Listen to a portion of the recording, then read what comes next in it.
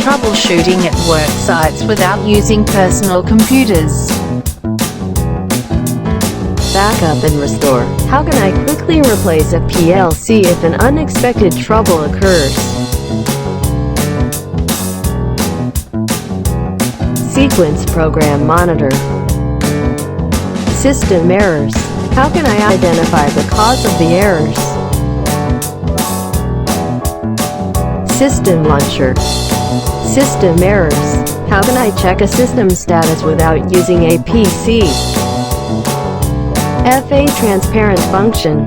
How can I access controllers without opening a cabinet or changing a cable when I modify a program or parameter? Screen data transfer via PLC.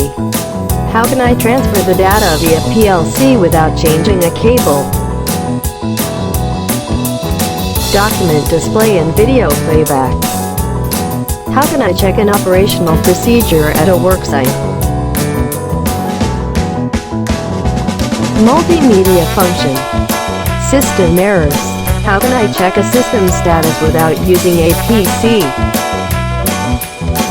Operator authentication and operation log.